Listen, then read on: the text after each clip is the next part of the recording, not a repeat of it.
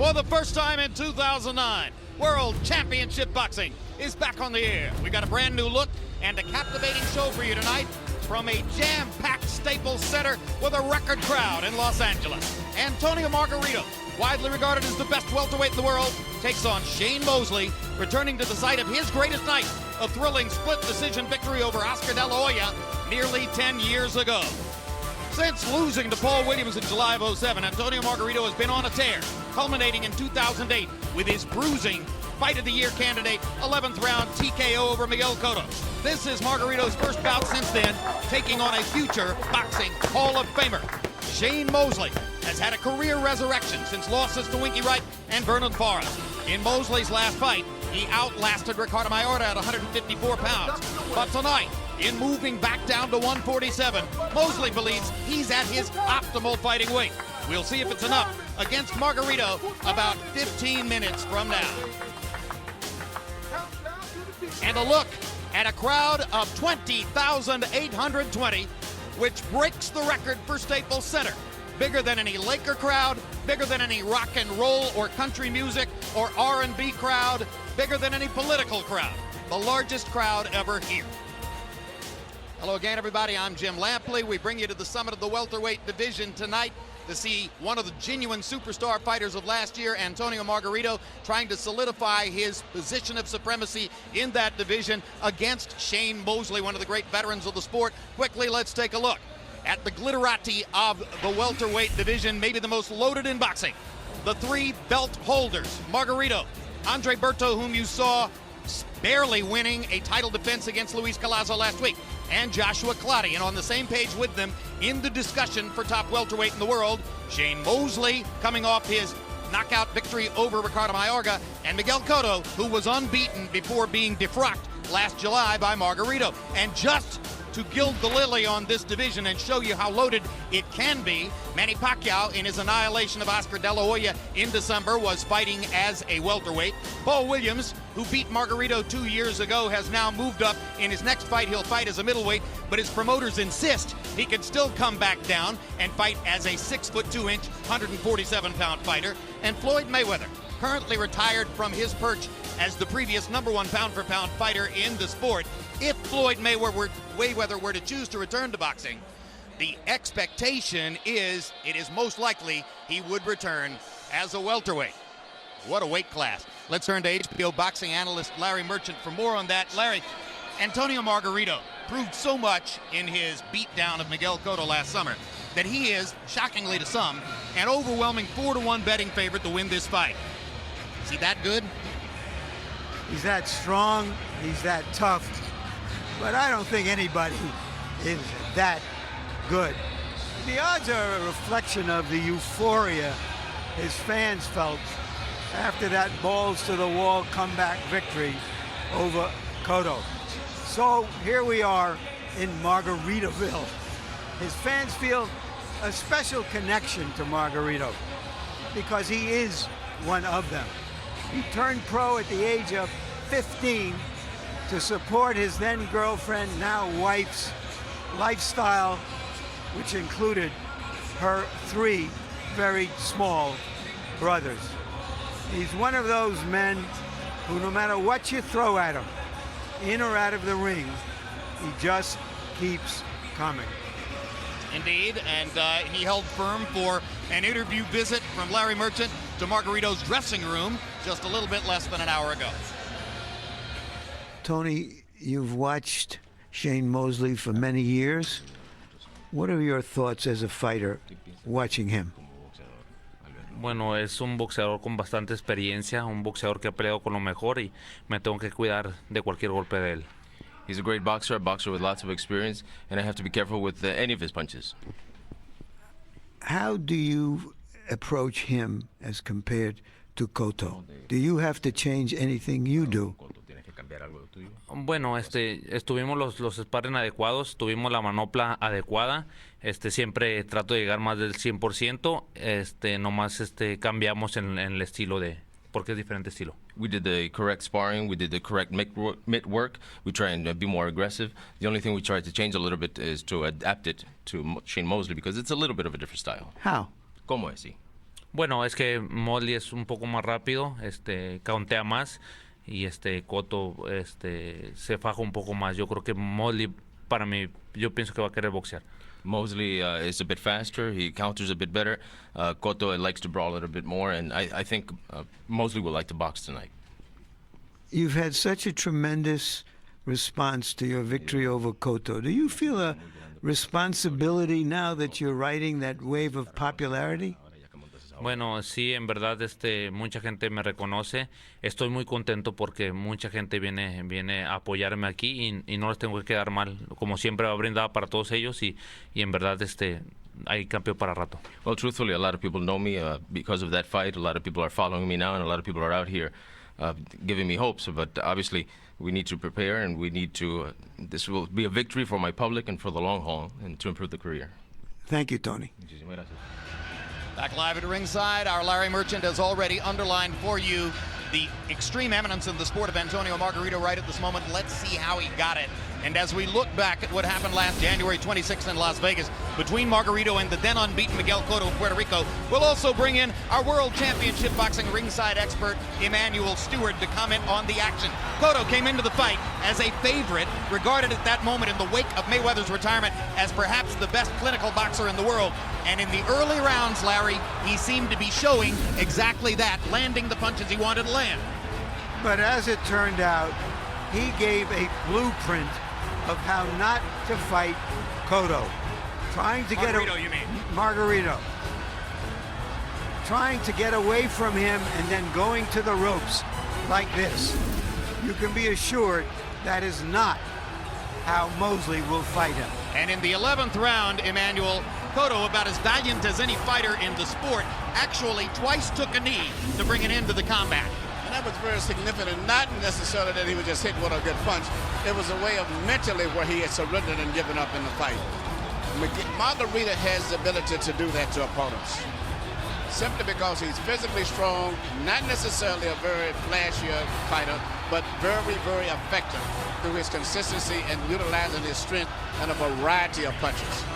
Margarito's stunning success against Miguel Cotto presents a very pertinent question for tonight, because in November of 2007, Cotto and Shane Mosley fought an extremely even battle in Madison Square Garden in New York, won by Cotto. And one thing we saw in that fight, Emmanuel, is that Cotto and Mosley are about the same size. Maybe, if anything, Miguel's a little bit bigger and stronger.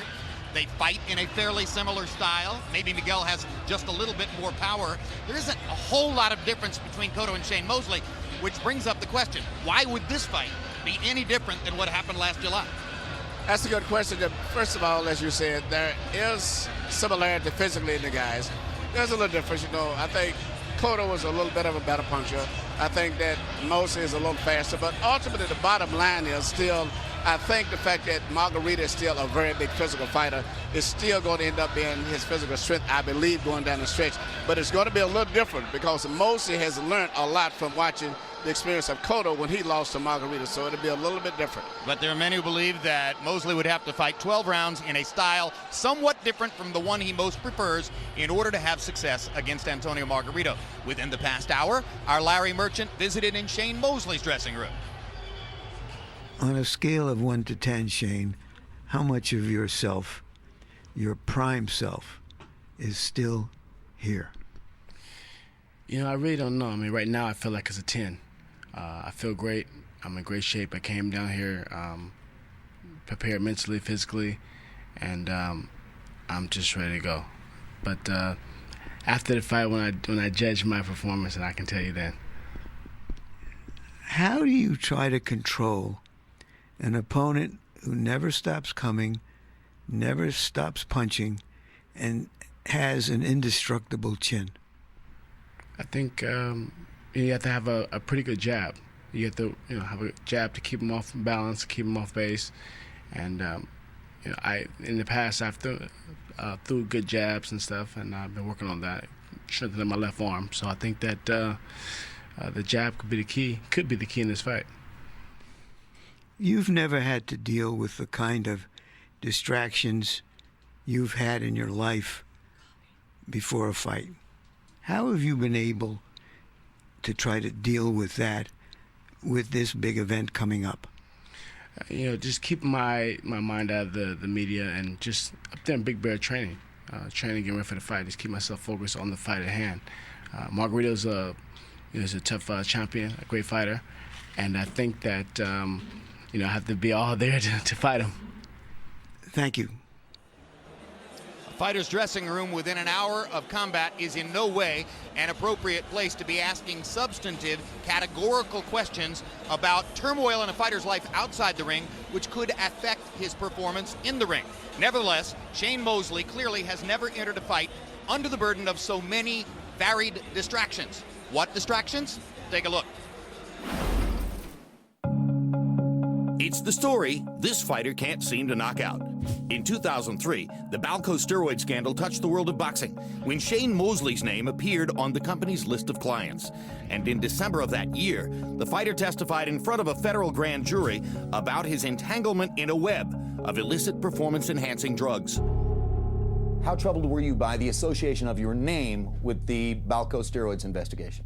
It was a little troubling, but I didn't have any idea what was going on with the Balco thing, and I never took anything or took any steroids or anything, so I'm clean on everything.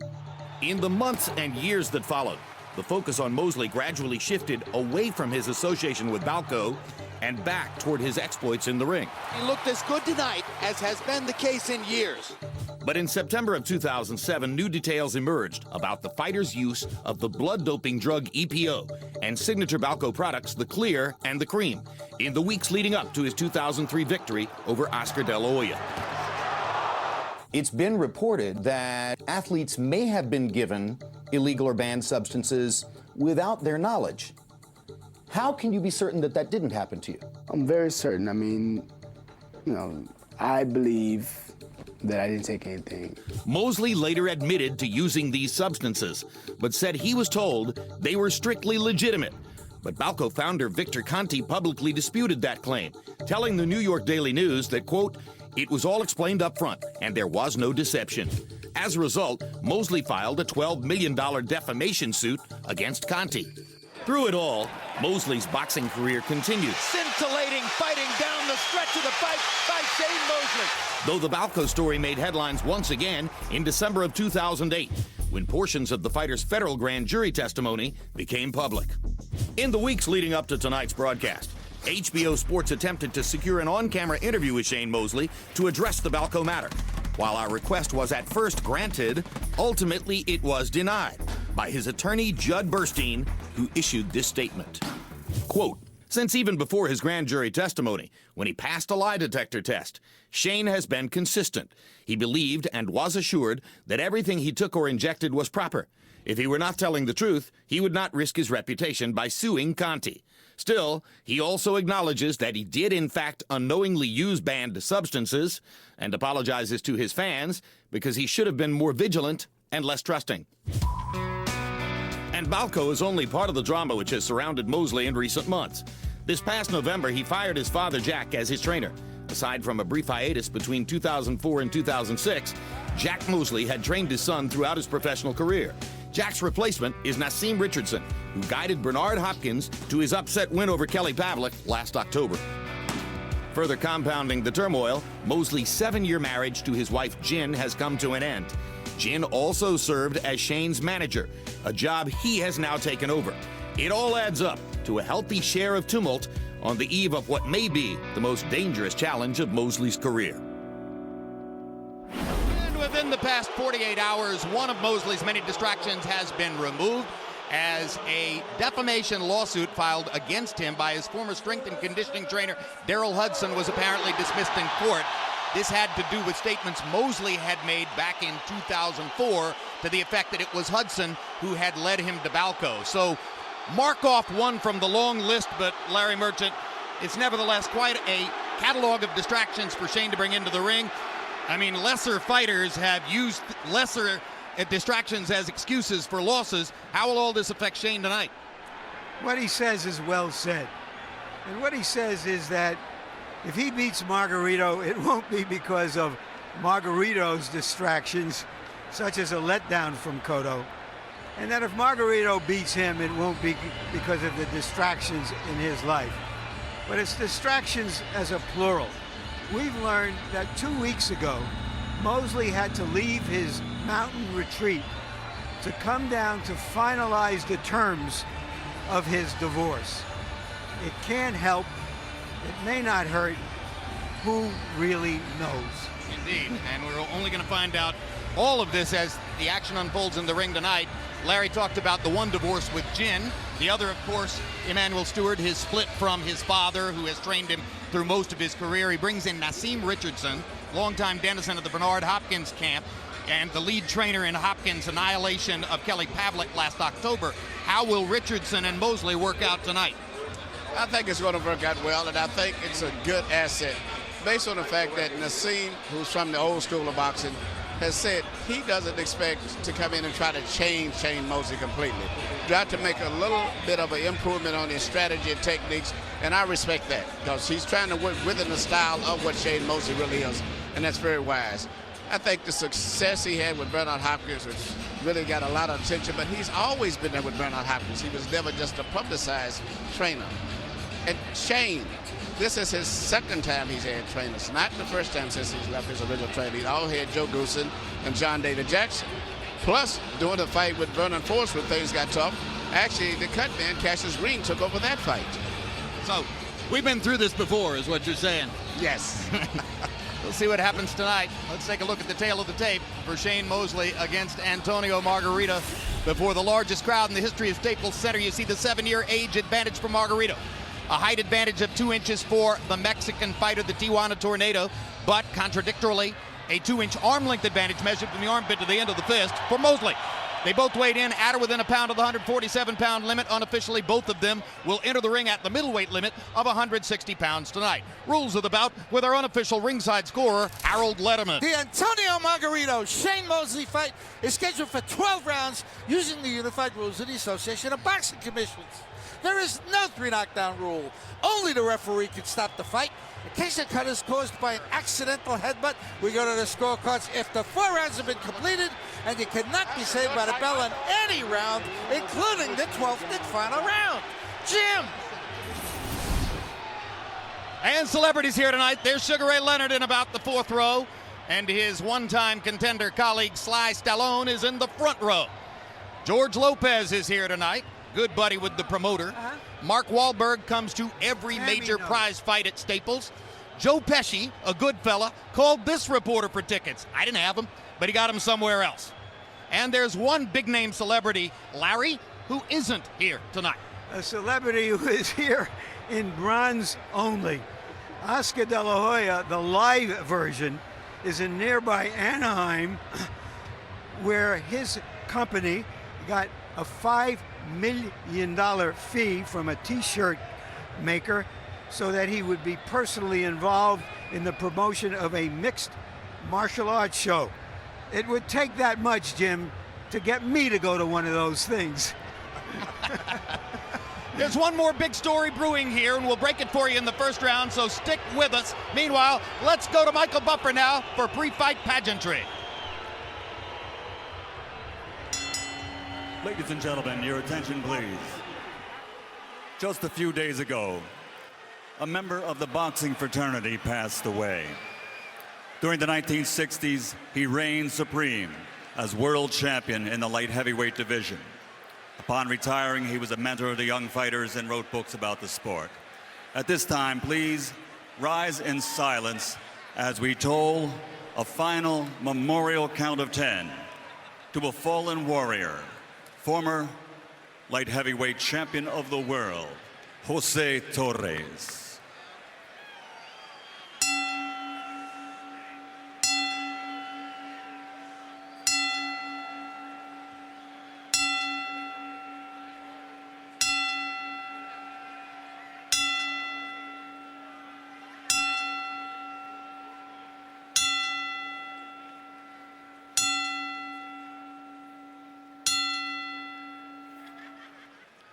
Rest in peace, champion.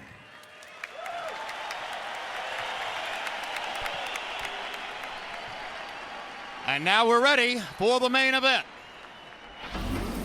Pomona, California's own Shane Mosley. Shane Mosley is out hustling Oscar De La Hoya, outworking him, out fighting him when it matters most.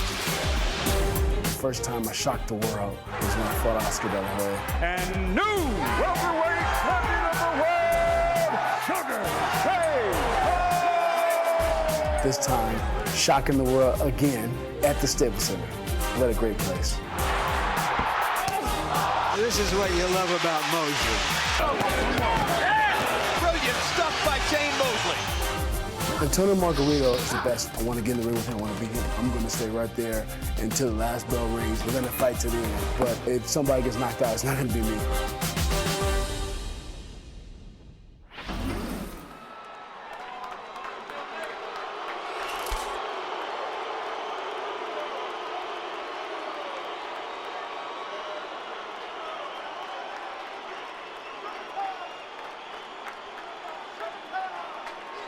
Coming to the ring at this time, the challenger, the Sugar Man, Sugar Shane Mosley.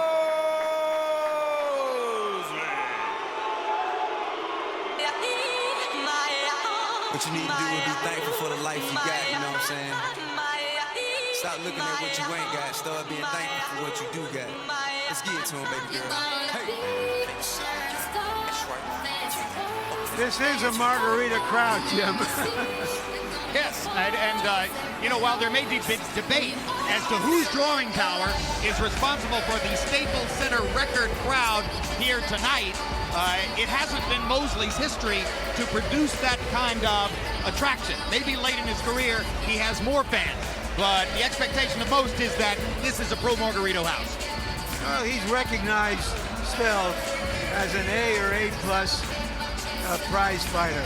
To me, the amazing thing about him is in that his recent fights against welterweights, he has been as active as he was back in his prime. Emmanuel, he's 37 years old. One of those nights, he's going to show up and be off the diving board. Could tonight be tonight? It could be, but I don't think it is. This crowd here is just so exciting. It's not just Margarito. I think this is maybe becoming the fight capital of the world in terms of attendance. There's a lot of celebrity people here tonight. Every time we've been in Staples Center, we've had a bigger than expected crowd. Every time it has been a raucous environment. Mosley now in the ring. They tell us that LaDainian Tomlinson of the San Diego Chargers is in there with him. Hey, LT won't get to play here either. But he'll surely have a good seat during the fight.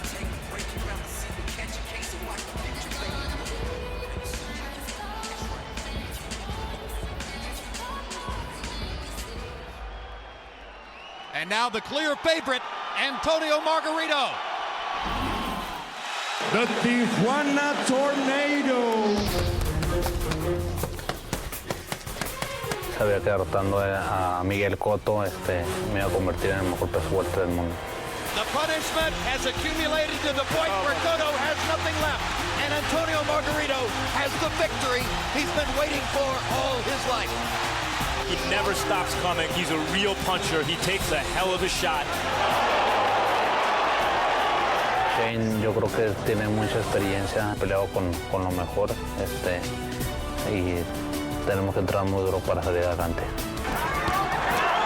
Antonio Margarito comes to hurt you. Yo voy a ser el mismo, voy a poner presión, voy para enfrente, me imagino que va a ser una guerra. Margarito wanted to make a statement. How's this for a statement? What a show.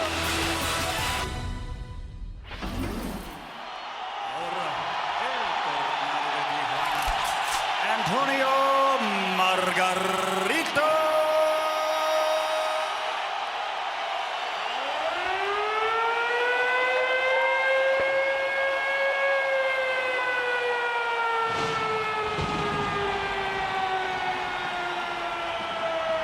To these fans, his victory over Cotto was reminiscent of Julio Cesar Chavez's victory over Meldrick Taylor and made him an instant hero.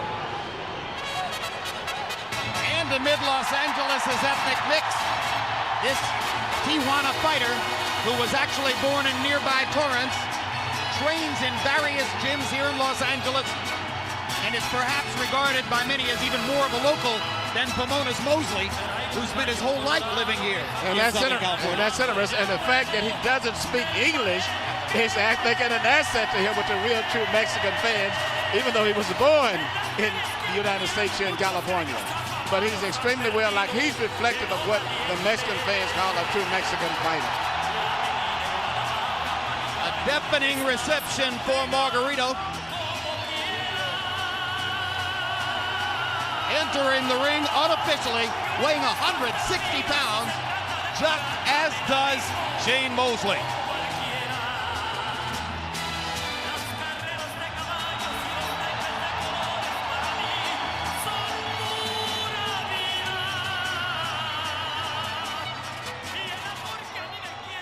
Let's go to Michael Buffer for the official introductions.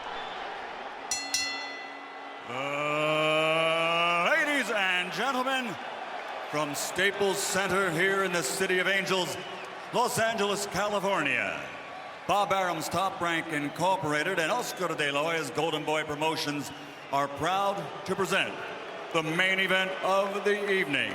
12 rounds of boxing for the WBA Welterweight Championship of the World. Sponsored by Tecate, Cerveza con Character, and Southwest Airlines, low fares, no hidden fees. Sanctioned by the California State Athletic Commission, Chairman Tim Noonan, Assistant Executive Officer Bill Douglas, and the World Boxing Association President Gilberto Mendoza. At ringside, should this bout go the distance, the three judges scoring: Max DeLuca, Dr. James Jankin, and Nelson Vasquez. And inside the ring, the referee in charge of the action at the bell, Raul Caiz Sr. And now, for the 20,820 fans in attendance, the largest crowd in the history of Staples Center, Los Angeles, and the millions watching around the world on HBO. Ladies and gentlemen, let's get ready to rumble!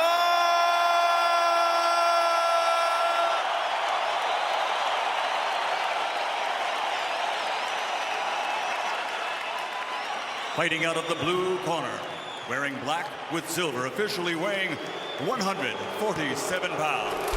His professional record, 45 victories, including 38 knockouts, 5 defeats, and 1 no decision. He has 4 world titles in 3 divisions. Tonight, he is the challenger from Pomona, California, former lightweight world champion, former welterweight world champion, and former light middleweight champion of the world, Sugar Shane Mosley.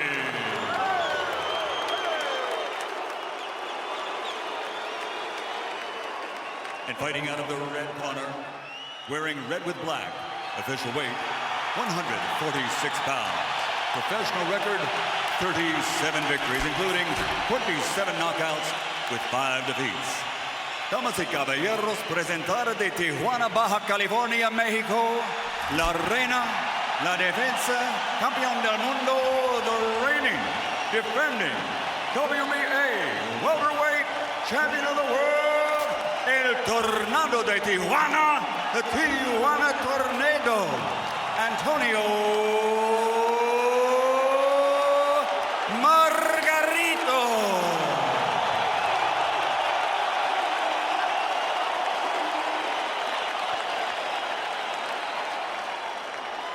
Okay, gentlemen, I give you instructions downstairs. Decir las instrucciones del vestidor. Golpes here, punches here, fine. Shake hands. Good luck to both of you. Buena suerte a los dos. Just minutes ago, the commissioner of boxing, Dean Lohaus, reported to us that an illegal pad was found in Margarito's gloves, something that would harden when wet, and that his hands had to be rewrapped 3 times.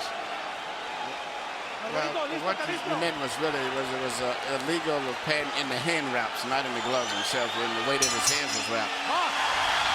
Yes, and it has been reported by some who saw it that that substance, which was illegal within the hand wrap of Margarito, was wet and was hardening, which takes you back to July 4, 1919 in Toledo, Ohio, between Jack Dempsey and Jess Willard, and the ongoing controversy nearly 100 years later of plaster of Paris and the question of whether Dempsey had loaded gloves. It is not a small subject, but we know now that if there was skullduggery going on, it was caught, and Margarito's hands are legally wrapped as he enters the ring against Mosley.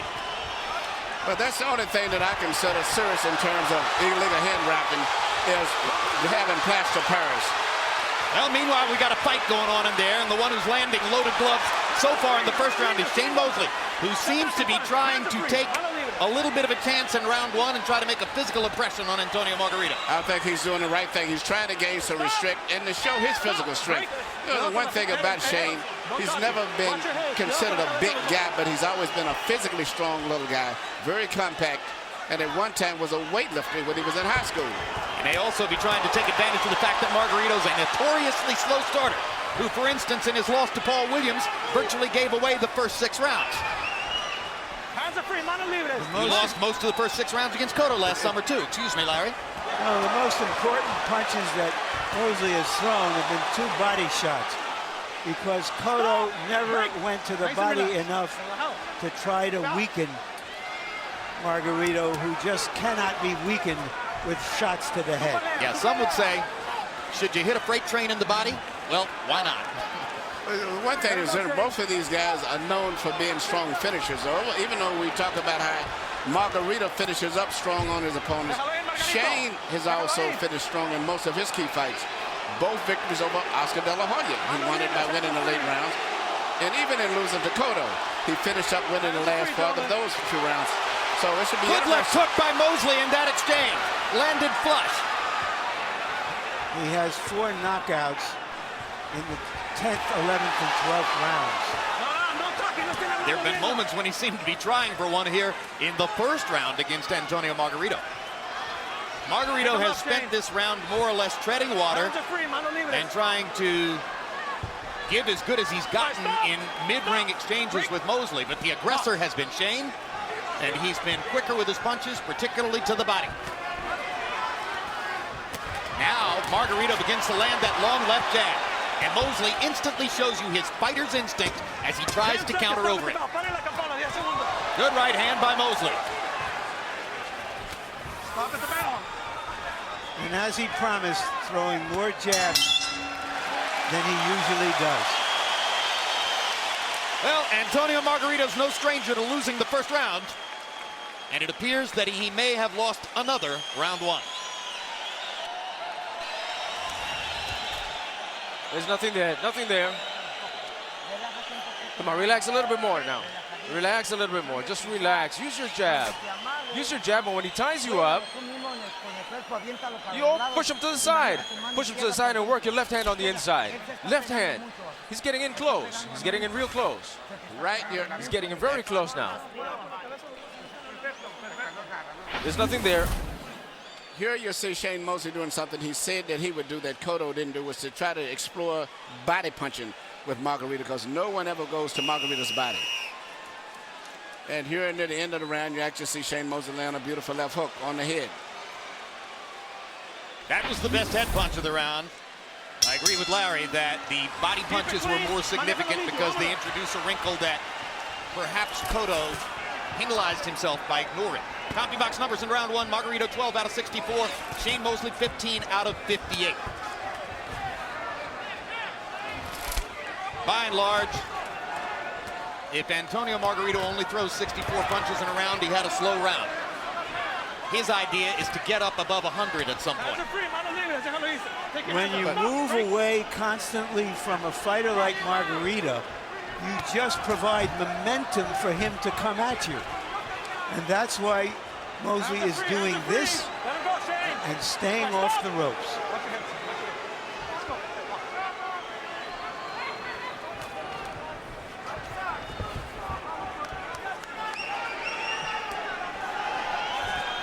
know, we only showed you 5 celebrities in our pre-fight package, but there may be 500 names and faces in this crowd that most Americans would know and recognize. It's quite a star-studded assemblage here in Staples Center as Mosley bulls Margarito to the ropes and again tries to gain some purchase to the body.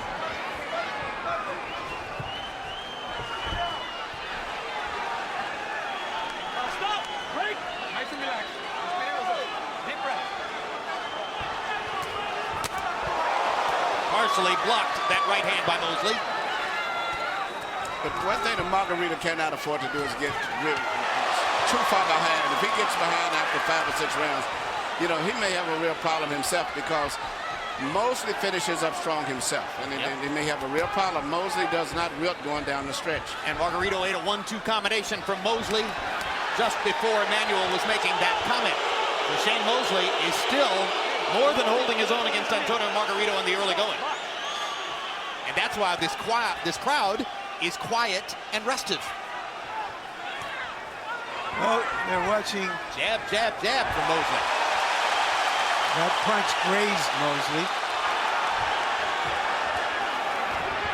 But they're watching 2 irresistible forces and 2 immovable objects.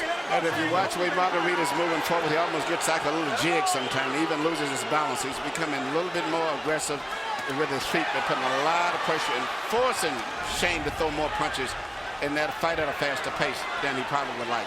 Total punches thrown in this round show you that the fight is being fought at Shane Mosley's pace. Margarito not yet able to force Mosley up to a 70 or 80 punch per round pace, where the advantage might begin to fall into his favor. Raul Caiz telling Mosley not to use his head in close. I want you to be gentlemen. Dense la mano y cálmese. Go!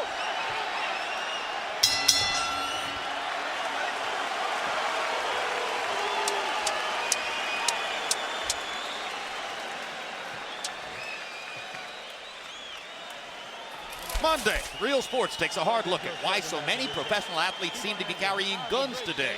Is it poor protection? What caused this trend? And February 23, the premiere of a documentary pretty close to my Carolina heart, Battle for Tobacco Road, Duke versus Carolina. HBO chronicles the fiercest rivalry in college basketball between 2 schools separated by 8 miles. The difference between Durham and the southern part of heaven. Punches in the second round. Margarito, 10 out of 59. That's a very poor round numerically for Antonio Margarito. Shane Mosley, 13 out of 53, has the comfort right now of fighting at the pace he prefers.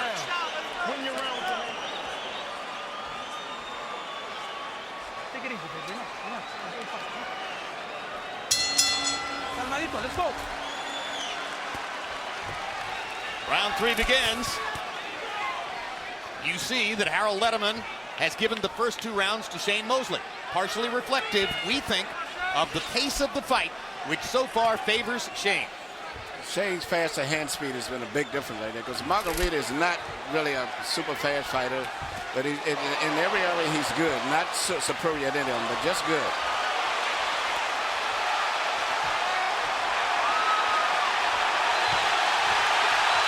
Even at his best, Margarito is not as crisp and as sharp and distinctive a puncher as Mosley. No. The slower the pace, the more that shows up. Yeah, but the biggest thing is that Margarito's got his the pressure, the tempo he fights at, and he knows that's his strength. He basically does everything good, not exception, but the pressure that he puts on the fighter. Well, he believes that to take a backward step is treason. Hands are free, let him go, Shane. Manos libres, hands are free, gentlemen. You can punch there. Ahí pueden tirar golpes.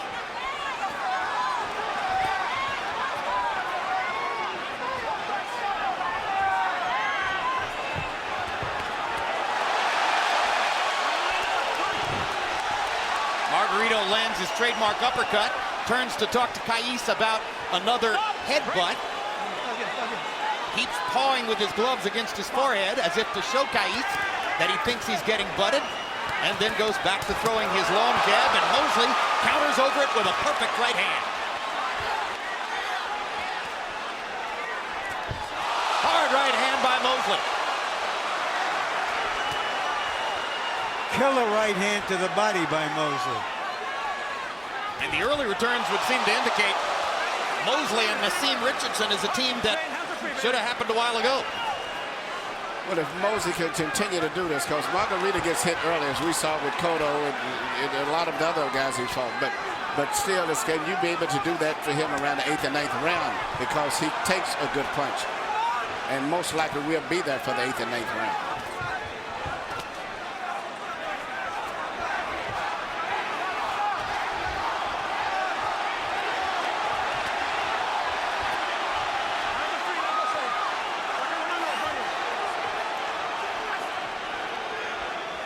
Hands are free, gentlemen. It's still not a whirlwind. It's no tornado in there, although Margarito lands a good right hand, and then Mosley follows with a sharp right hand of his own. And Margarito says, all right, we're going to fight. I love it. Now let's begin to trade, because this is my fight. And he takes Mosley's hard left hand shot.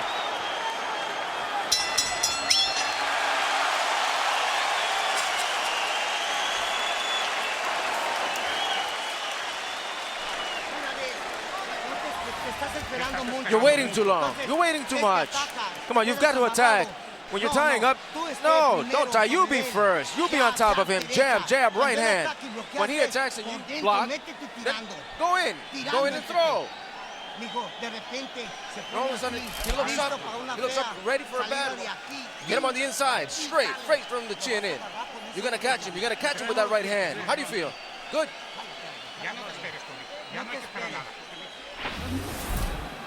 Here we see Shane land a beautiful, picture-perfect, direct, straight right hand over the shoulder. But the thing to notice is, immediately after all of that, Margarito's still moving forward.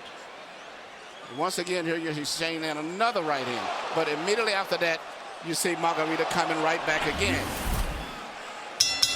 Let's keep it like that, babe. Let's keep it like that. CompuBox numbers in round 3. Again, Margarito 16 out of 65. 22 out of 65 for Mosley. They're starting to speed up. It still favors Shane. Harold, how do you have it through 3? 3 rounds to nothing. 30-27, Shane Mosley. Jim, in round 1, I thought Mosley ruined it with, really got to him with that overhand right. I mean, he just landed it over and over and over again. Round 2, Shane Mosley went to the left jab and out-jabbed him. Beautiful left jabs in round 2. Round 3, back to the sneaky right hand, doing much more damage. The problem is, nothing stops Margarito. He just keeps coming when he's getting hit by Mosley's best shots. 3-0, Mosley. But Mosley's building a lead on the scorecards. And in his entire career, a professional since 1992, Shane Mosley has been knocked down once. That by Vernon Forrest in their first fight, and never knocked out. No, that's what I was saying. Margarito cannot afford to get too far behind, because Mosley may not wilt as fast as the other fighters he has fought in the past. In particular, if he gets 5 or 6 rounds, all he has to do is win 1 round somewhere, and he will win the fight. That's how Paul Williams beat Margarito. Won the first 6 rounds, won the 12th. Margarito's comeback was for naught. He thought he had won, but the judges had it for Williams. As soon as his back hit the ropes, you saw Mosley bounce back into the middle of the ring, not wanting to give Margarito a chance to build up any momentum. That's what Cotto didn't do last summer. Yeah. And Margarito, he eats those punches like M&Ms. It just doesn't bother him.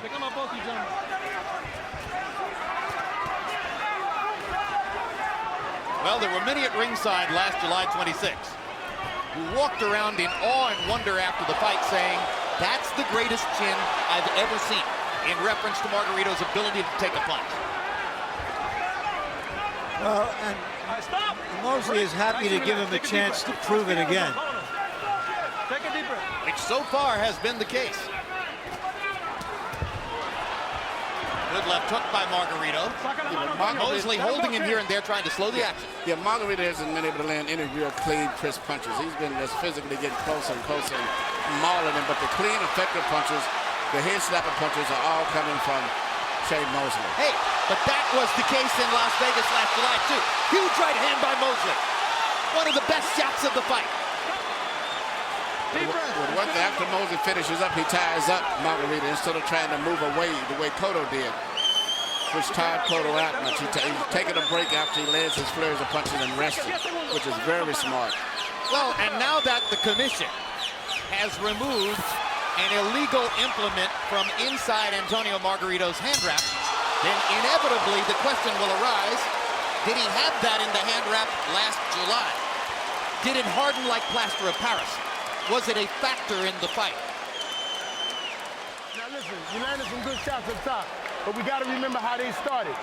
We set them up with their body shot. See, this guy ain't used to getting it back at the body.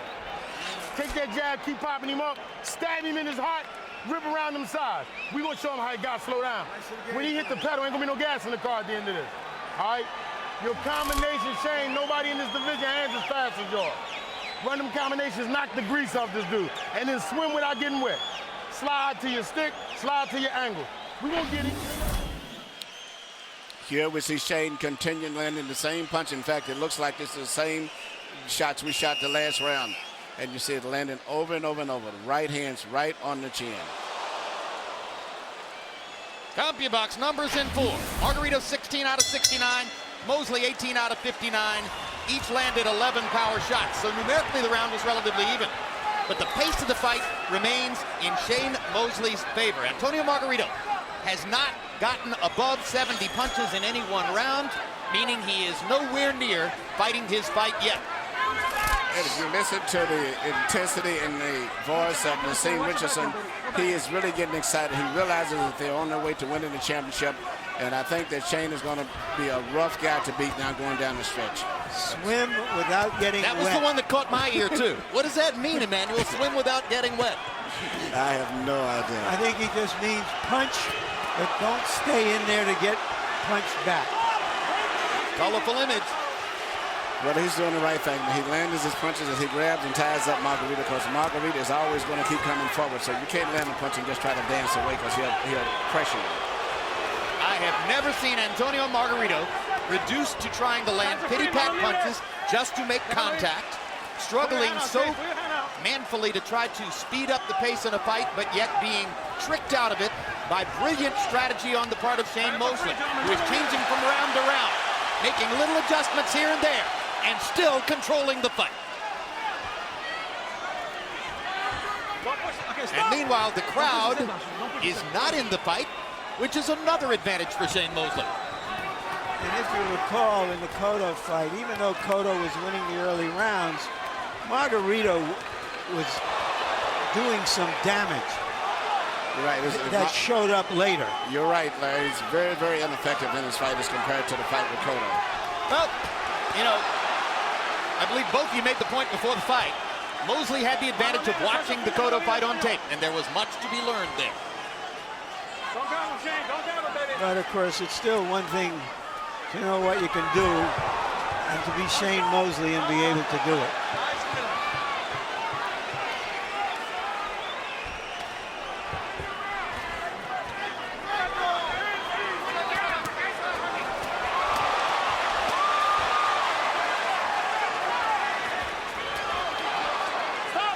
Stop. Relax, John, relax. Deep breath. Respiren los dos.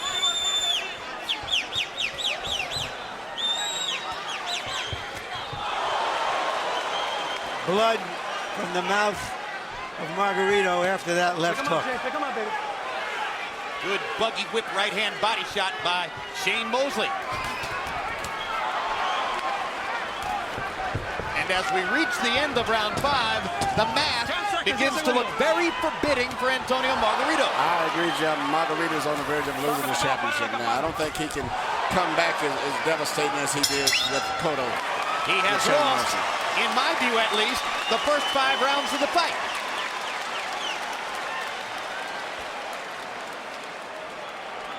There's Shane's father, Jack Mosley.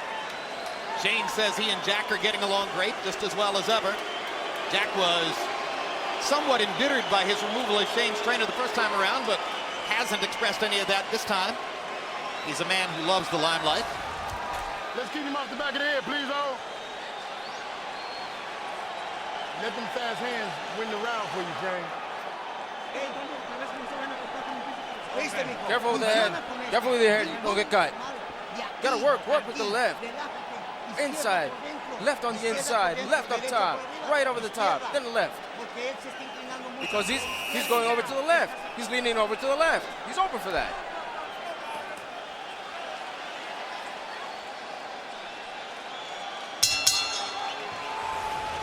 CompuBox numbers in round 5. Margarito 18 out of 69, Shane Mosley 16 out of 57. 12 of Mosley's 16 punches were power shots, and more to the point, Shane Mosley producing by far the more exemplary impact, the more stunning blows, the more eye-catching offense. And you saw that Harold Letterman's card has Mosley winning every round. Mosley's hitting Margarito almost at will with right hands. I mean, he's landing probably about 80%, which is very unusual for a top-notch fighter, especially a world champion type fighter, to be getting with that many right hands. He seems to have no defense except to just hit it and try to just get hit and try to just punch after he gets hit.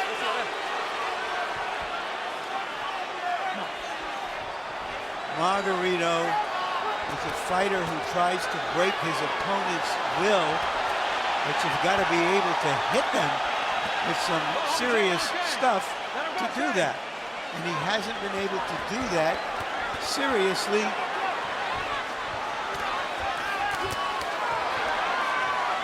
Stop! Break! Nice and relaxed. Nice and relaxed.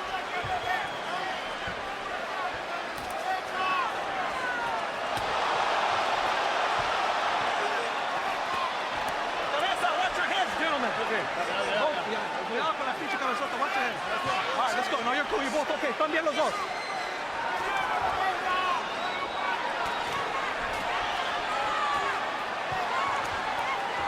The look on Antonio Margarito's face is nothing like the way he looked at this moment while trailing Miguel Cotto in Las Vegas last July. Yeah, and the look on his corner's face also.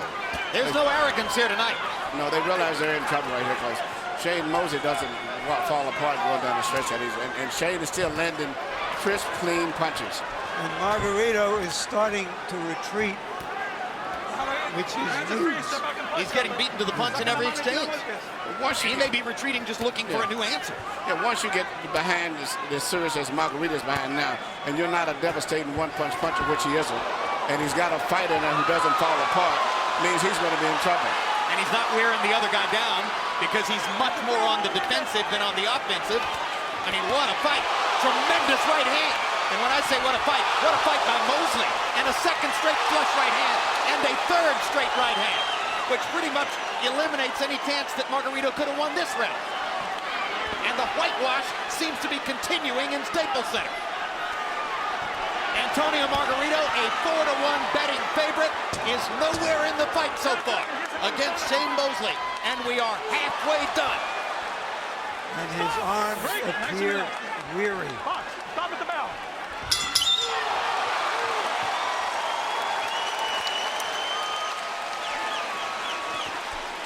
That is a look-up defeat.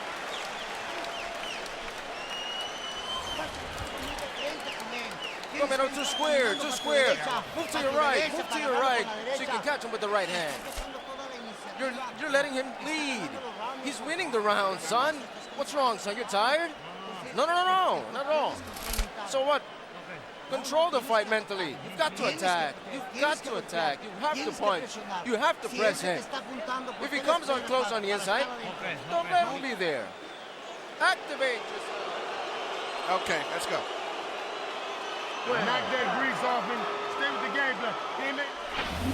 Here, not only has Shane Mosley been hitting Margarito at ease with long distance picture punch right hands, now he's hitting it with even short, close right hands inside. It seems like he cannot miss a right hand punch. The sixth round was by far the best for Shane Mosley. 26 out of 66, 14 of the 26 power shots. Margarito 13 out of 54, meaning he's slowing down and backing out of the fight. And Harold, you got it a shutout, right? Absolutely, Jim. 6-0. 60-54, Shane Mosley. Jim, the only thing in that ring that Shane Mosley hasn't hit him with is the stool and a referee. He's hit him with everything else. What he does is he gets inside of Margarito's long arms. I mean, he doesn't give the guy room to punch. As long as he stays... They call time out to put the rep up the tape. As long as he stays inside, Jim, Margarito doesn't have room to use that long left hook. 6-0, Mosley. Just a brilliant job of footwork, ring generalship, sharp punching, excellent choices. I don't think Shane Mosley's made a mistake. Oh my gosh. And you know something else I've always said that Shane didn't have that he's impressed with? He actually has a good jab tonight, too. Usually he just, jingles his left hand out as a rangefinder, but he's actually throwing effective jabs in addition to the right hands. I don't think I've ever seen him look so technically good. Maybe against Luis Colazo a couple of years ago. I think this is his best fight. He's punching to this fight. In a sense, this is like Hopkins against Pavlik, because he knows exactly where his opponent is going to be at all times, coming straight to him. Hopkins looked 10 years younger against that kind of an opponent than he did against faster, hungrier guys like Taylor and Calzaghe. So how many fighters are going to want to hire Philadelphia's Nassim Richardson after this? I mean, first Richardson guides Hopkins to the annihilation of Pavlik, and then this, which would be one of the biggest upsets in the sport in recent years, if Mosley continues to pull it off. Hands are free. Just pull your hand out, Shane. And your both hands will be free. And we qualify if it continues, because of course, you'll recall that Miguel Cotto was in pretty good shape on the scorecards at this point against Margarito last summer in Las Vegas, but that was an entirely different kind of fight. Entirely different fight. I mean, you could see the momentum was going with Margarito, but this fight here, the momentum at this point is getting stronger. If anyone would get stopped, it may be Margarito, just from all of the variety of punches Well, if he keeps getting hit with flush right hands, the way Mosley has hit him. Even though Mosley's not a big puncher. puncher. Here's a little rally by Margarito. He shows just a little burst of energy there. Taking punches, but that's always the case. Trying to get back into the fight by landing something hard. But Shane Mosley is a fighter himself. He's not going to let you ever take completely control of him. No, and he rolled his chin very well against Margarito's right hand.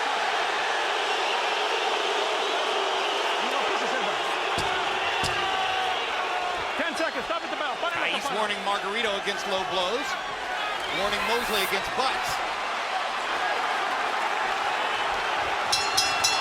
And the light momentarily went back on in Antonio Margarito's eyes, but I'm not sure that means he won the round.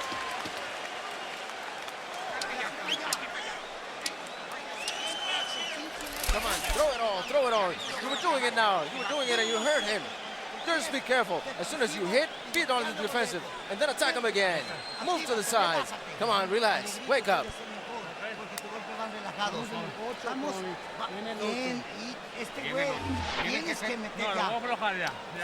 There's a bumper crop of hot young prospects in boxing. Some of them you will see in February on HBO, including that man, James Kirkland, a huge puncher at 154 pounds in an excellent fight against Joel Julio. And that man, Victor Ortiz, one of the hottest young prospects in the sport. And he will also appear in February on HBO. Ortiz was ESPN.com's Prospect of the Year for 2008. That last round was the best round for Margarito, so I assume he'll get it. In comparison to his other rounds, he's going to have to put more of them together. That was what we call a comparison round compared to the others, but it still probably, in my opinion, didn't win it, but he probably would get it on the scorecards because it was better than what he did before.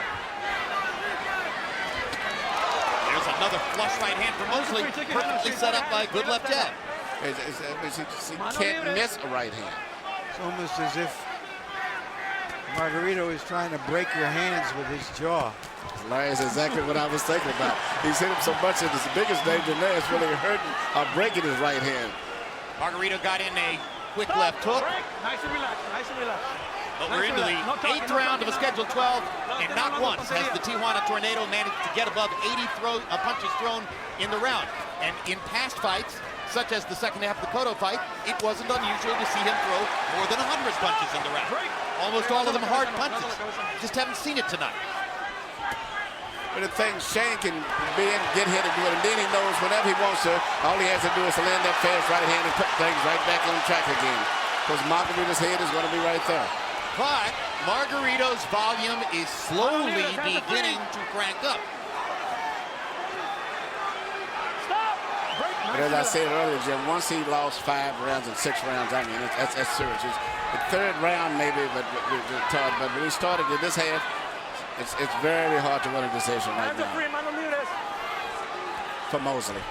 I mean, for Margarito. For Margarito. He's too far behind with a guy who doesn't fall apart.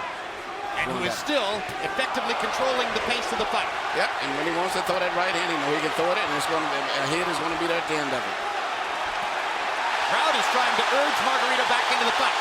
They like the right hand he landed there. But once again, Mosley backs him off with sharp combinations. This what makes this a good fight. These are two guys who both refuse to let someone take total control. As soon as Shane looks like he's in trouble, he'll start firing back, and Margarito does the same thing. But Shane has better hand speed. I believe that Shane's going to still have to win another round or Margarito two. was stunned by the right hand. Margarito has not thrown since Shane landed that combination. Mosley has Margarito in trouble on the rope. Staggers him with that right hand. He's about one more right hand away from going down. And he doesn't know how to tap, use and survive like most fighters do. He's not used to being in this position. Good left hook by Mosley.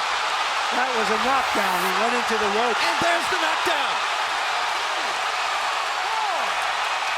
And Margarito looks like a beaten man. Wobbling on his feet. Let's see if Raul Keys is going to let him fight. The bell ends round 8, saving Antonio Margarito from a possible knockout. And he staggers to the He's got corner. no legs. How are you? How are you? Water, where's the water? Come on, son, how are you feeling? Come on.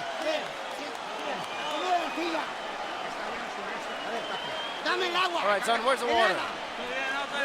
I'm okay, I'm okay. No. It's over.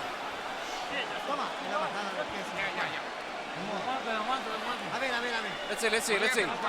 I'm okay. No, you're not. No, you're not, son. That's it. Here, no, please. Here you see the left hand that hurt Margarito. He shots an uppercut and then comes back with a left that hit all of the power because he got, and then after that it was just a matter of following through. And this is another left hook. But Shane is lunging forward with full force and weight on all of his punches. There are people in Margarito's corner who are not sure they should send him out again. If I was but how could you not send out a warrior like him? Round 9 of a scheduled 12. 2-point round for Mosley in the last round. Margarito would have no chance to win this fight on a decision. Must have a knockout if he's going to maintain his position in the division. Shane Mosley at age 37 is trying to become the #1 welterweight in the world. And that's the way he'd be recognized if he can beat this man in the way that he's beating him right now. Margarito has no defense at all for punches. This fight could be stopped any second now. Margarito is getting hit flush with every right hand. There's another one. There's a big left hook. Why not stop it now? And there's the white towel from the corner, and Shane Mosley has annihilated Antonio Margarito. Can that man fight?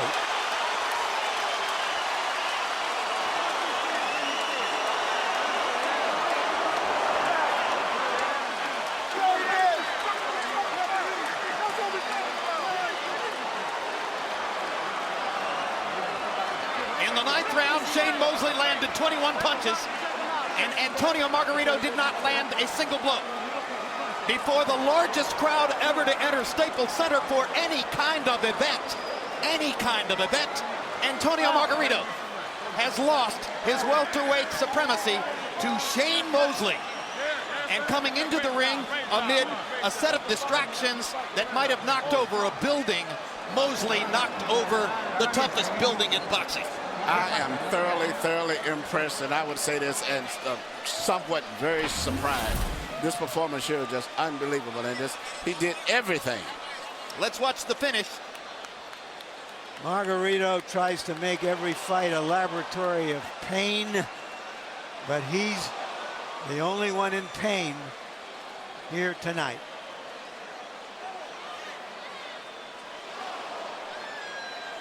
Well, it was clear that referee Raul Caiz could have stopped it at any moment there. I mean, Margarito wasn't offering back and was basically getting hit flush with every power shot. So finally Caiz stepped in just as Margarito crumbled to the canvas. This is what makes this sport so unique. Theater of the unexpected. You have Cotto getting destroyed by Margarito, and Cotto had beaten Mosley.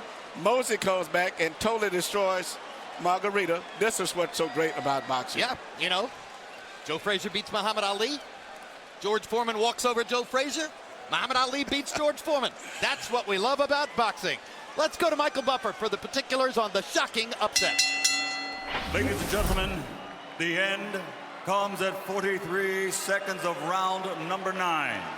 To the winner by knockout victory in one of the greatest performances of his Hall of Fame career, and once again, WBA welterweight champion of the world, Sugar Shane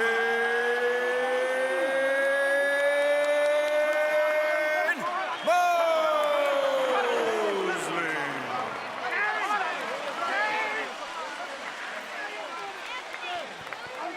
Final CompuBox numbers on this stunning one-sided disposal of Margarito by Mosley. Mosley lands 70 more punches, throws 22 more, and connects at a 13% higher rate. Mosley landed 49% of his power shots. We have told you many times, if a fighter lands close to half or more than half of his power shots, chances are he got a big victory. And now Larry Merchant stands by with the #1 welterweight in the world, Shane Mosley. Thank you, Jim. Shane, is it possible that all the distractions everyone has been talking about motivated you to one of your great performances? You know, I think it did motivate me a little bit. I mean, I've been Big Bear. You know, my new trainer, Nazim Richardson, did a great job in that way. I get a great game plan. You know, my stretch coach, strengthening Gustavo Santarani. We're all up there. Anthony Randolph, everybody, we up there. We train hard. We train very hard up there. Shane, everybody trains hard. No, but not everybody can do what you did tonight. How did you do it? Focus. I focused on the game plan. This is good training, good coach. This was my night. You know, everybody came out here like the first time when I stepped foot in here in the Staples Center. They came out to witness a great fight, and with Margarito, they knew it was gonna be a great fight, and we fought our butts off. When you say your coach, did you get a new look and a new strategy from your new coach that you believe helped you to win? Well, I'm not sure if it was a new strategy or anything, but I know that we did have a plan and a strategy of what we wanted to do in the fight, and we executed, and we did it. In Capsule, what was that plan? And what was the execution of the plan you had in Capsule? Well, I mean, the plan was, you know, I knew he was going to walk into the punches. I knew that he was going to come right forward. It was kind of an easy plan to do because, you know, Margarito fights hard. He fights one way, but he fights very hard, and not just anybody can beat him. He's a great warrior, a great world champion. You just can't beat Margarito. You have to be a special person. That special person was me. Did you imagine that you could actually stop Margarito, who has never been anywhere near a knockout? Well, you know, I tell you all the time, Larry, I always go for the knockout. So when the fans should know, when they come to see Shane Mosley, Shane is going for that knockout. We're going for a great fight. And the same thing with Margarito. I knew he was going for a knockout too. Let's take a look at those knockdowns, Shane, and help me describe them. This is round 8, the first round. Well, you know, that big left hook that I have, I throw very well. You know, I caught Fernando Vargas with it. I caught Mayorga with it. And, you know, the left hook is pretty strong. But he had been pretty well softened up by then, right? Yeah, I think I softened him up a little bit with the body shots. You know, he was throwing some good body shots as well. We both was catching each other with great body shots. But like I told you, I'm a big welterweight too. I have great hand speed, and I have good hit power. And not just anybody can stand up to it. What was it like for you to go in for the finish of that fight, knowing that it was inevitable by that time? It was very exciting, I should say. I mean, I know quite how to attack him, how to get to him, because I didn't want him to lose that buzz that I knew he had after the bell ended. And so, oh, man, he might recover now. And I knew he was going to come back very hard because he's a warrior. He's going to fight to the end. And that's how all us California fighters do. We fight to the end. Looking around at this giant crowd of over 20,000 people, Oscar's statue out front. You think you belong there now? You're the first fighter that ever fight here twice, and you've done pretty well here. I think my statue will probably be up there right along with Oscar's. Me and Bernard. I mean, we're both part of Golden Boy Promotions. Oscar was up there first. Me and Bernard can get up there second. Golden Boy Promotion team. I asked you before the fight, on a scale of 1 to 10, where were you? You said you'd tell me after the fight. So is this a 10 or a 12? You asked that question for me, Larry. I mean, I haven't got a chance to see the fight, but I know that my hitting power was a 10. Thank you very much. Congratulations on a great fight, Shane. Thank you. All right, Tony. You are on top of the world for months and months after the Cotto win. What happened tonight? Bueno, en verdad le doy crédito a Mosley. Yo lo había mencionado, tiene una gran experiencia. La esquina quiso parar la pelea. Yo en verdad, yo me sentía bien, ¿no? Pero la esquina es la que mira. Truthfully, all credit to Mosley. I said he's a great champion, he's a great fighter. And my corner wanted to stop the fight, but I said no. I wanted to continue. If the fight were to end, you wanted to be knocked out. Si la pelea iba a terminar, tú querías que te fueran a tumbar. Es la única manera de perder. Bueno, realmente sí, en verdad, estoy contento porque todo este público vino a apoyarme a mí. En verdad, yo quería pelear hasta que se acabara la pelea. Mi esquina paró la pelea, pero pues ni hablar. Ellos son los que están mirando, pero yo dentro de mí me sentía bien, en verdad. Truthfully, that is true, and I'm very happy for all the public that came here to help me. But I feel I could have continued, but my corner wanted to stop the fight. What made Shane Mosley so dominant over you from the first round to the end? Bueno, yo creo que yo lo mencioné, tiene una gran experiencia. Tal vez los amarres de él ya cuando lo trataba de lastimar ya me abrazaba, ya lo tenía encima y no puede extender bien mis brazos. I mentioned it. He has a great experience, and also when he got on the inside, he was able to clinch, and I couldn't get him off. So that he did not give you the room to do what you would like to do. En verdad, sí, yo lo mencioné, bueno, tiene una gran experiencia, ¿no? Tal vez no fue mi noche, a lo mejor me estudió bien, quiso cortarme la distancia y lo alcanzó a lograr, ¿no? That is truthfully the case, and he's a great champion. And maybe he studied me well. Maybe he wanted to get in close, and that's what happened. Can you now go forward and fight the rematch with Cotto in your next fight? Bueno, sí, vamos a platicar con la empresa a ver qué es lo que nos va a tener, pero en verdad solamente tuve una mala noche.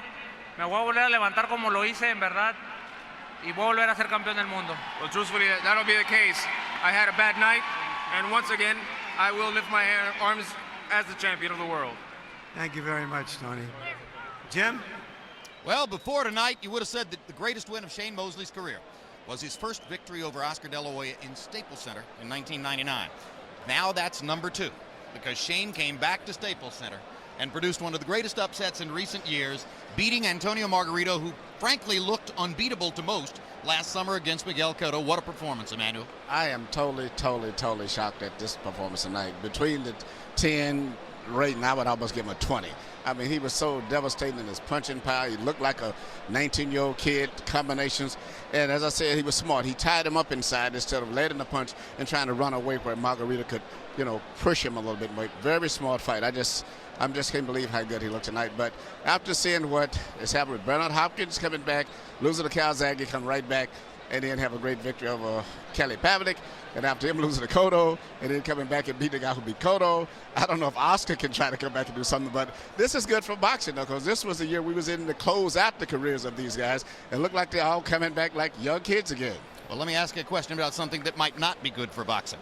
Just to recap, before the fight, Naseem Richardson, Shane Mosley's trainer, was in Antonio Margarito's dressing room to watch his hands being wrapped.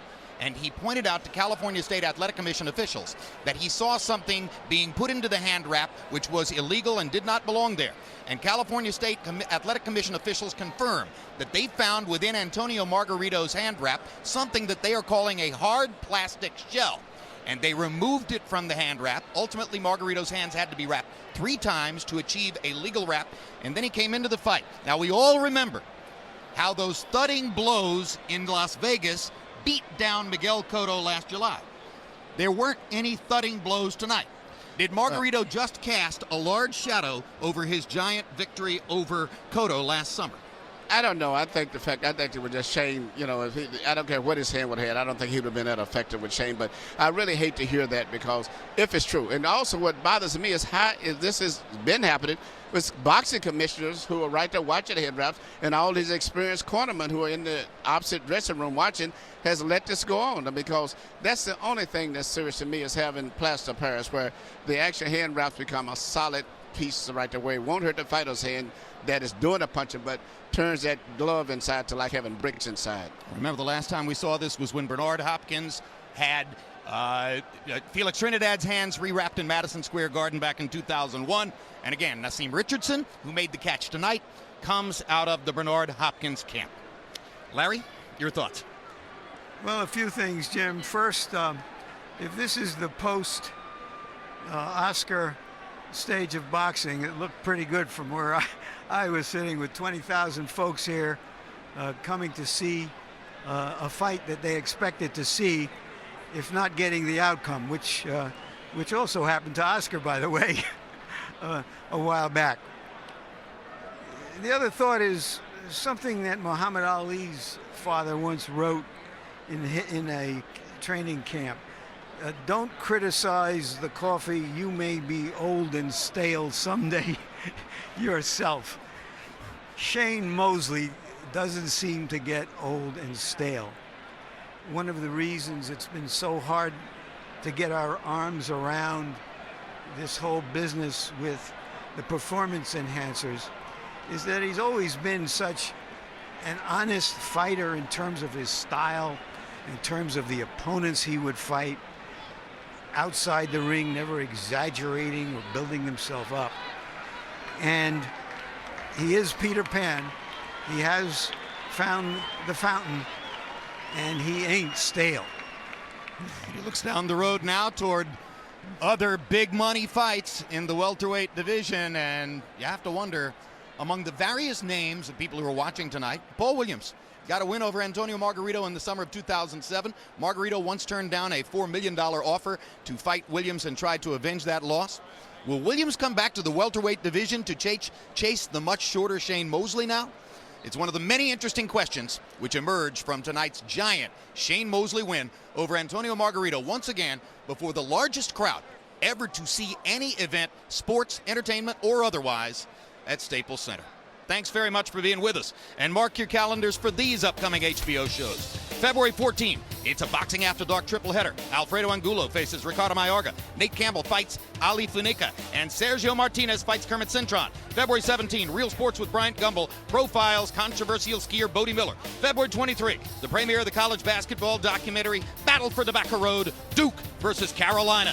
February 28, top lightweights Juan Manuel Marquez and Juan Diaz meet. Also, Chris John faces Rocky Juarez. March 2, a brand new show, the BNP Paribas Showdown for the Billie Jean King Cup. Women's tennis with the Williams sisters, Jankovic and Ivanovic. March 7, Boxing After Dark brings you James Kirkland against Joel Julio and Victor Ortiz versus Mike Arnudis. You saw both of them here tonight. And untelevised on the undercard, Robert Guerrero, a former 126-pound titleist from Gilroy, California, KO'd Adel Ruiz 43 seconds into round 1 in his entry into the 130-pound weight class. Guerrero obviously looked good, and now he's added to the March 7 card. It becomes a triple header.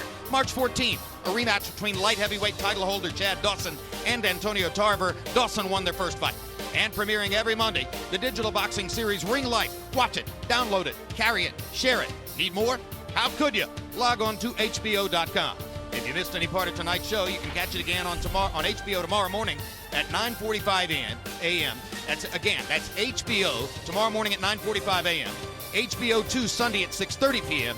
Tuesday night at 11:30 p.m. also on HBO 2. Next on HBO, it's Welcome Home Roscoe Jenkins. And now for our entire HBO crew, I'm Jim Lampley, saying so long from Los Angeles, California.